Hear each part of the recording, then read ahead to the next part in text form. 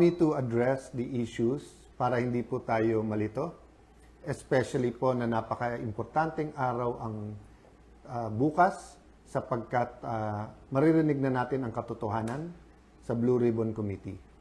So let's start with a biblical principle. Kung anong itatanim natin, yan ang ating aanihin. Mula sa ating pagkamusmos, di ba? Elementary pa lang, tinuturo sa atin yan. Kung anong ating itatanim, yan ating aanihin. Alala ko pa yung commercial nung 70s. Yung basurang tinapon mo, babalik din sa'yo. So yung commercial na yun, may nagtatapon ng basura, bumaha. Pumasok ulit sa bahay nila yung basura kasama yung baha. So ang flood control scam ay hindi nangyari by its own, by itself, no? Hindi to nangyari na aksidente lang, no? It was a combination of greed, opportunity, minds who put their minds together and said, kayang gawin to. We will not be able to stop corruption in our country until we know the truth, we know how to stop a problem, and we know how to reform. Repentance is part of that. Maniniwala ho ba kayo na ang mastermind ng pinakamalaking corruption scam sa buong history ng Pilipinas ay panay oposisyon ang gumawa? Napakagaling naman po pag members ng opposition ang gumawa under the nose of an administration na samantalang mahigit 2 taon na nangyayari. So, we started, the majority and as Senate President, we started diplomacy po talaga. Wanted to work together. Number 1 priority is the economy. Number 2 po, yung pong impeachment dahil accountability. Pero kasama po yung ating priority, yung mga flood control issues at iba pang mga scams na bigyan ng tugon. Nabigyan na ng tsansa ang grupo ni Senator Lacson at Senator Soto. Kasama dyan sila Senator Win. Alam naman natin lahat na kailangan ay 13. So let me state this. Malacanang backing the move of the senators today and the other groups backing them, they will say anything and do anything to bend the law and basically susunugin na yung ating konstitusyon. So when I said a while ago that I am still the Senate President, the legitimate, the legal, moral Senate President, it's not about me, it's not about the position. Anytime po, pwede po ako mag-resign, pwede kong ibigay ito sa iba kung may 13. This is about democracy. This is about an independent Senate. This is about fighting corruption. You cannot say you love democracy, but walang checks and balance. Hindi pwedeng sabihin you love democracy, pero pag mali yung numero, invento na lang po tayo. I don't know how much time I have. There's so much I want to tell the Filipino people. Some of it you might think is very productive. Some of it you will think it's my thoughts. But let me tell you this from the bottom of my heart. God loves the Philippines. Ulitin ko po God loves the Philippines. So we have to take a step of faith.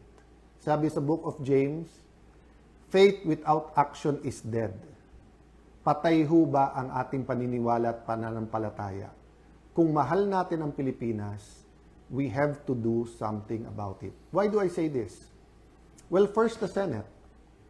12, may quorum, samantalang malinaw sa Constitution, 13. Yung case na sinasabi nila, iba, continuing po yun.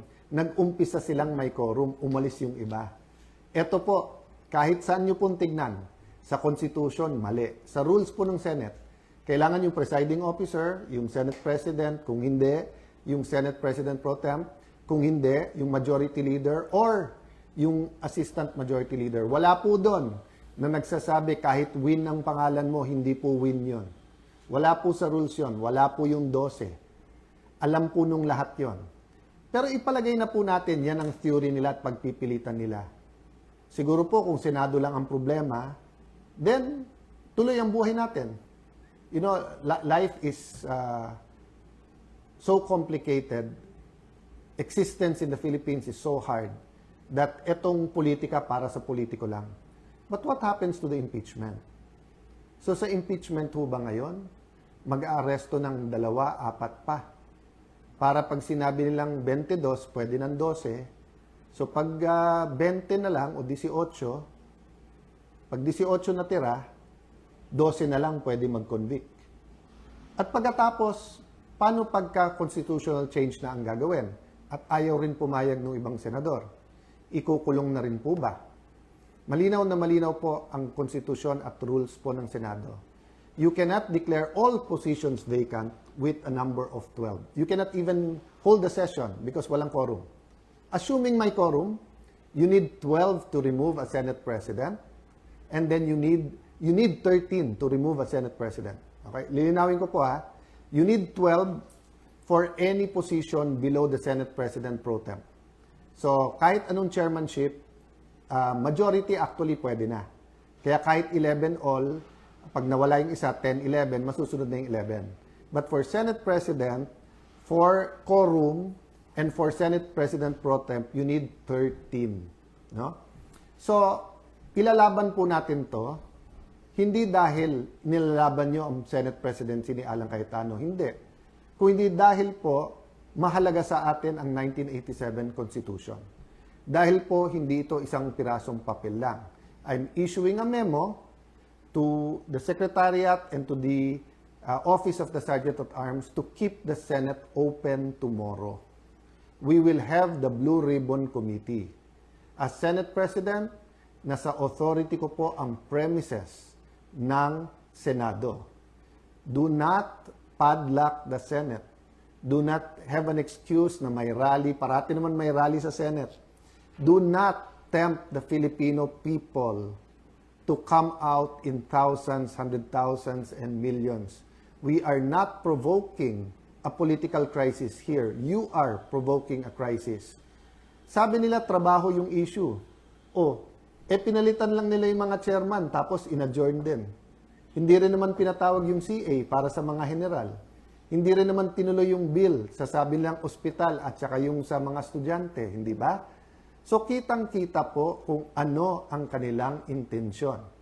Sabi po nila, I'll address myself to, pasensya na po kayo, to the Pink and Dilaw group. No? Di ba sabi nyo, paano naman yan? Si Senator Marcoleta at si Senator Jinggoy. Bakit sila ang mga vice chairman? Lahat ng issue nandun sa nilagay nyo chairman ngayon, di ba? Issue sa campaign donations, nandun po yung issue ng malay-maleta, issue sa flood control. And then ipopostpone yung hearing bukas.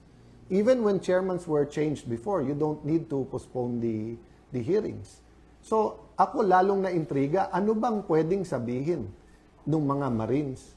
Ano bang pwedeng sabihin ng Ombudsman, DOJ at saka DPWH na pati konstitusyon natin ibabasura para lang dito?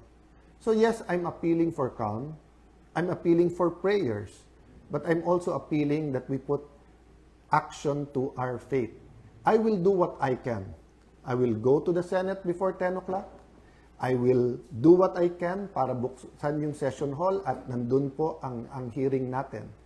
My authority now comes from the Constitution, but my strength will come from your prayers and will come from the fact na ang ating bansa ay dapat ipaglaban.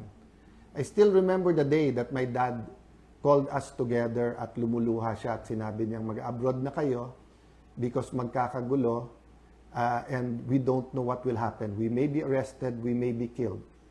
That was either February 21 or February 22. I think it was 21, before that day. And we all hugged him and sabi namin, if you love your country, we love hindi ka namin iiwanan.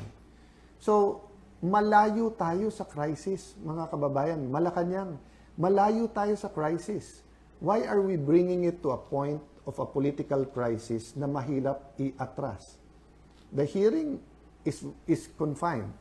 So, yes, the notice of cancellation from the illegitimate, the illegitimate is not the committee. No, hindi ko ginagaya si Senator Erwin na ginagamit yung word na bastard kasi ngayon, whether or not you're a single parent, whether or not you're legitimate, tao ka pa rin. I'm talking illegitimate meaning hindi siya legal. Senator Erwin is not the legal chairperson of the Blue Ribbon Committee. Okay? Senator Pia Cayetano is the chairperson because there was no quorum, there was no session under the law that took place. Daming issue sa Supreme Court, yung unprogrammed funds, yung legality ng 2025 budget. Ang dami pong issue sa Supreme Court. Again, ulitin ko po, ang pinakamalaking problema ng ating kababayan ngayon ay presyo. Presyo, trabaho at kita. Dadagdagan pa ba natin? You have manufactured a crisis since May 11 by saying magulo kami. Then you come up with this solution, one day today, papunta sa SONA, when we were going to produce our economic plan, our plan against corruption, the hearings, and then the impeachment. So, I will rest my case there. As I told you, there's a lot of things I want to say, but if we love our country, pray for our country. If we love the Senate, I'm addressing myself sa mga empleyado ng Senate, I don't care yung mga binubulong sa akin dyan na, you know, over the years, eto mga appointee ni Senator Drilon, eto mga appointee ni Senator Soto, etc. I believe that all of you love the Senate. So it's time to speak up, to tell your bosses, whether sila yung nasa majority or minority, we won't stand for this because there's no difference of padlocking the Senate during martial law sa ginagawa ngayon na pinupunit, binubura, binabasura, sinusunog ang ating Philippine Constitution. Again po Alan Cayetano is not the issue here. My Senate presidency is not an issue there. I told you from the start, I'm the walking dead. Walking dead as Senate President. Ano ibig sabihin? Anytime yung hatol na tanggalin sa akin. But ang problema po, ine-escalate nila. So I really hope po that this is not about the impeachment, this is not about changing the Constitution. Nakakapagtaka po, no? Yung pagka-execute, biglang sasabihin na ng House of Representatives na kinikilala si Senator Win, sinasabi na ng Malacanang. Diba? I mean, guys, res ipsa loquitur. Diba? I won't elaborate. Kayo na I won't use the words to describe what's coming now. Why? Because you are as intelligent as I am. You are as patriotic as I am. The question lang is, what are we going to do about it? Pray for us. Pray for Senator Marcoleta. Pray dun sa natira sa majority because paglalaban natin ang ating bansa. God bless you all. Good night po sa inyong lahat.